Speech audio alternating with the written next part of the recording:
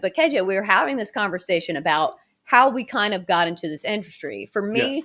I spent 3 years working for a handicapping service where I worked with these guys who bet on sports for a living. That is how they make their money. I was not one of those people. I was involved in the shows and doing the hosting and talking about these games, but like this wasn't my bread and butter, and it still isn't. I think that is an important thing to consider when we see gambling really taking off. And there's a Yes. ton of people giving out picks, but you've got to remember that number one, everybody loses. Hitting at a 56% clip means you're doing really well. And also that we're not professional handicappers. Right. So, like, don't put the house on it. Yeah. Because it's like you said, it's moving at breakneck speed. It's become very part of sports just as much as just being a regular fan of a team. My approach, at least on my show on WEEI, is I'm always going to try and find value for you more so than what I believe is going to be solid gold. Right. I take myself seriously, but I don't take myself so seriously that like I would never be a guy that posted my records. Though I will tell you this one feature that I have. It's called the Squid Games, where I would take 3 games and I would say, here's what would happen if you laid down $1,000 on each game. So 3 games each week, so 48 games over the football season, and one parlay hit for 1.8 million.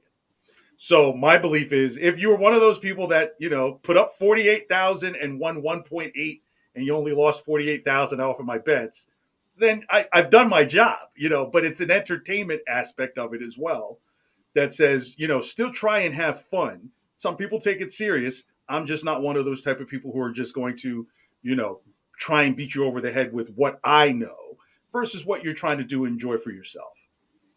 Right. And also, where I think our job is doing the homework for people who do not have time to sit down and look at all these numbers. And you want to look at these games with an informed approach. So maybe you don't take our plays, but you can take some of the information that we're giving you and Yeah. maybe do your own play, do your own research a little bit. But I understand most people are working full time jobs and you just don't have time for this. It's So that's wagertainment.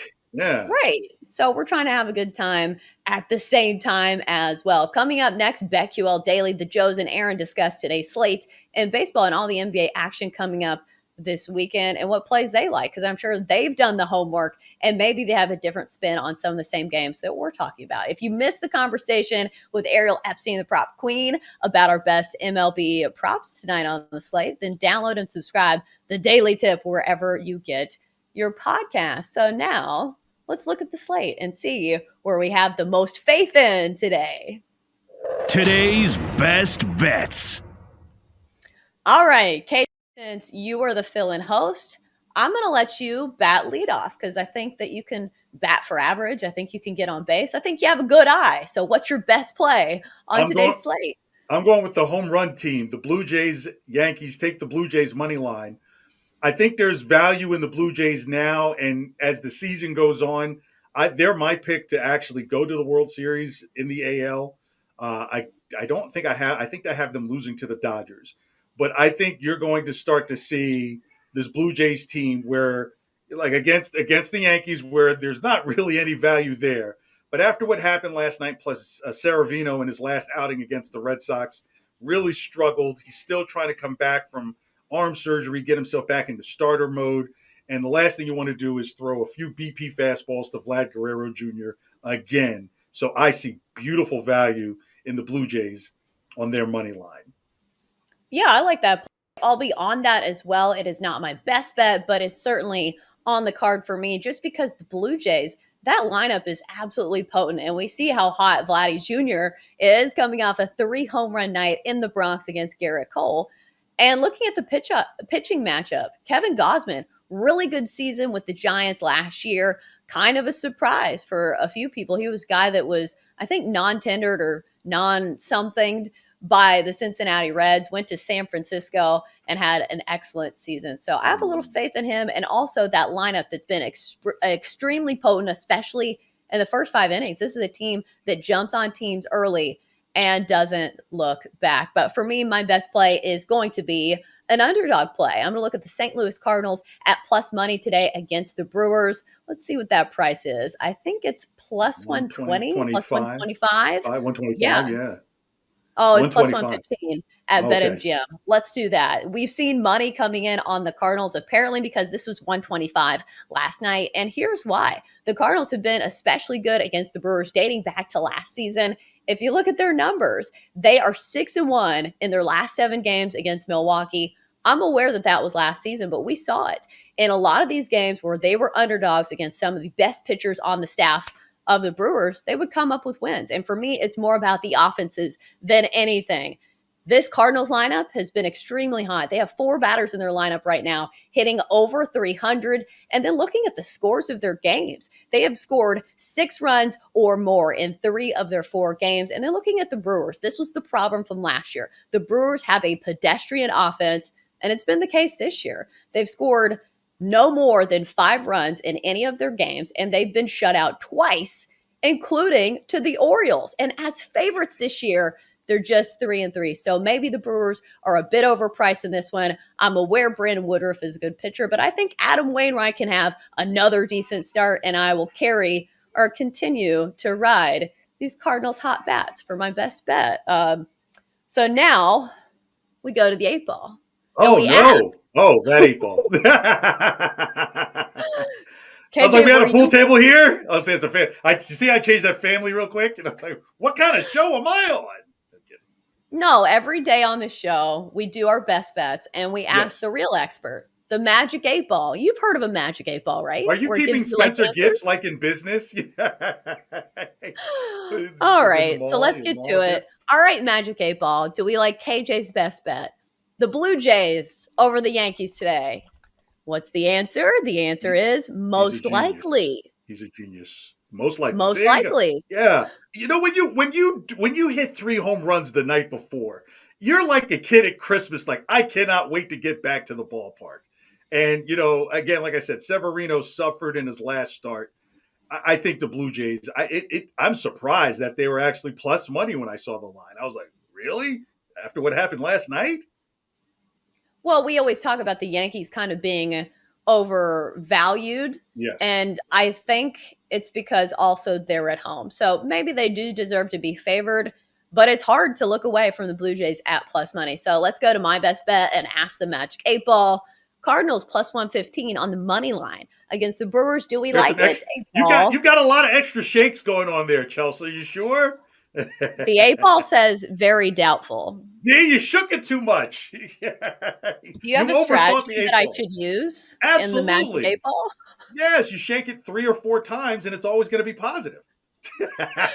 Are you the person that goes to the casino and has like strategies when playing craps? Like you got to like shake them 3 times and blow on the dice and then do it?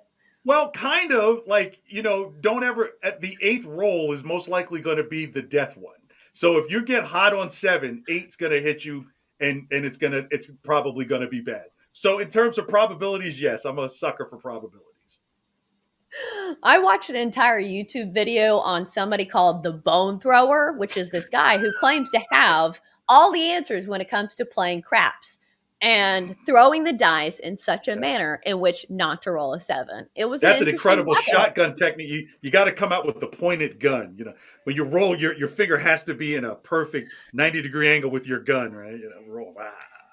Well, if you want to see the Magic 8 Ball and all of its sorcery, you can. We're on Twitch, twitch.tv/BetQL, if you want to watch all of the magic that's happening with the Magic 8 Ball. Well, tonight, BetQL has a couple of 5-star best bets in Major League Baseball for inside analysis, historical trends, and more. 5-star best bets. Download the BetQL app today. In baseball, they've got the White Sox on the money line, plus 100. And then, they've got a hockey play. I am mistaken.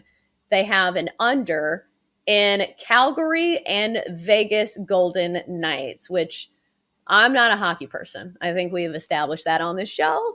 I am a little bit. Not too sure about the White Sox, though. That's not a game that I am playing. But do you have strong feelings on either of these? With the hockey game? Give it to me. It's Golden Knights and Nashville, did you say? Calgary. What is the under on that? Let's see. Sounds like you have a real strong take on this. Well, no, because I know a little bit in terms of who's still fighting for what. So Nashville is still kind of in the fight in the West. Nashville's not in this game. Oh, I'm sorry, Vegas. Okay, why do I keep saying Vegas? You know what? You know I'm getting mixed because they're both newer teams. So Vegas, Calgary, yeah, I have no play on that. That's a little further in the weeds in terms of like Western Conference play. I did watch an Edmonton game earlier this season. That was in Edmonton. If that helps you at all, it was a Wow, great one game. Yeah, game you watched. Let's it call was you the Edmonton, expert of the Tampa. show Yeah, it now. was a good game. Yeah.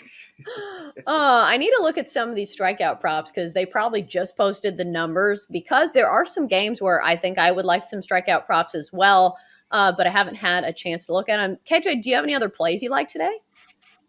No, because everything's really kind of baseball. So, and again, I'm one of those that kind of waits to see things develop. I'm with you. If you wait for the K props, then I'd probably look at that Nats game, the Nats Pirates game. I like the Nats in that one, and maybe some props out of that one.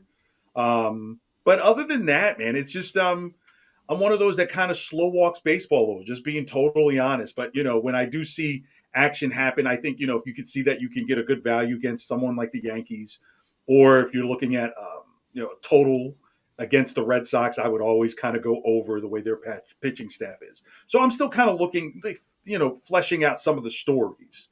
But I would say Toronto's a story that's a money that you can start betting and trailing. The Cardinals, as you mentioned earlier, also I would there. I think there's a few stories. So Red Sox are playing it tomorrow. I have a Red Sox line for you tomorrow.